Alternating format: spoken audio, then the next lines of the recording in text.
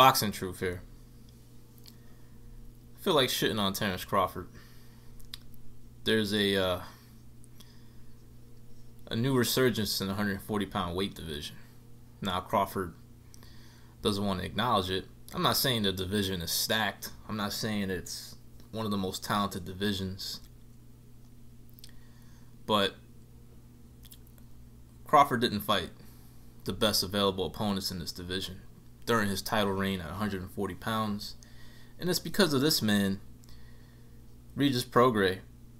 He just pretty much made Terence Crawford's undisputed title reign at 140 pounds look very weak. Pretty much made him look like the weakest undisputed champion in boxing history. Prograis made easy work of Ndongo last night. Made Ndongo look pretty much not that good of a fighter. For some, Ndongo just doesn't have the punch resistance. Every pretty good puncher he's fought, he's been blown out of there within less than 3 rounds. Crawford got him out of there in less than 3. Prograis destroyed him in less than 2. So he made even easier work, and most likely very high probability he would have made easier work of Victor Postol had Postol not pulled out of the fight.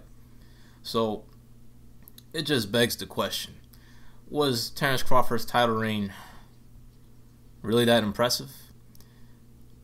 It's pretty weak sauce when you do a little digging, when you look deeper. Crawford had about 7 fights in a 140-pound weight class, became undisputed in pretty much the most easiest of circumstances.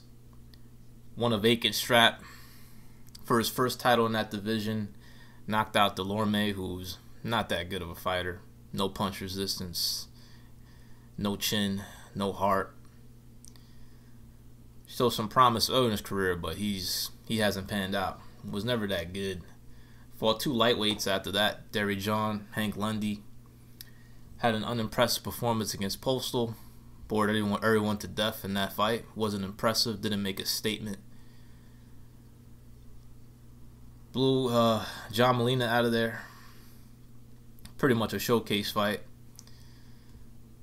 Picked on Felix Diaz, who really hadn't accomplished much, and made easy work of Ndongo. So you have to question Terence Crawford's undisputed title reign. He never made one mandatory defense, never fought any dangerous top contenders, which in my view is required if you're really going to claim yourself as the legitimate champion. You got to fight the most dangerous available contenders in the division, similar to how other champions in the past have done, especially undisputed champions. Crawford just never really put a statement in that division. Didn't fight the more qualified, more dangerous contenders in that division. Now, the division is not stacked, but you got to ask yourself this question, especially if you're a Crawford fan or just a major supporter of his. Ask yourself this question: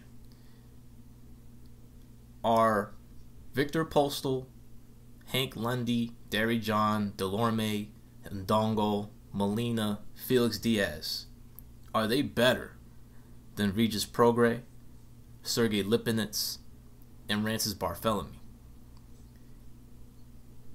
If you say that any of Crawford's opponents are better or more dangerous than those guys, if you said yes to that question, then you, my friend, are a Crawford dick rider. That's just the way it is. Now, Crawford, if he beats Jeff Horn, and in my view, he needs to beat Jeff Horn to really put a statement on his career, to really get the recognition that he feels he deserves. Because Prograis just made his title reign at 140 pounds look very weak. That wasn't really much of an accomplishment. Beating Jeff Horn for Terence Crawford will be his biggest accomplishment. And everyone's saying he's going to blow him out of there in 3 rounds. But that ain't going to happen. If Crawford destroys Horn, I will bow down to the kid. I will say he's one of the best in the world, that he's truly one of the elite fighters in this game.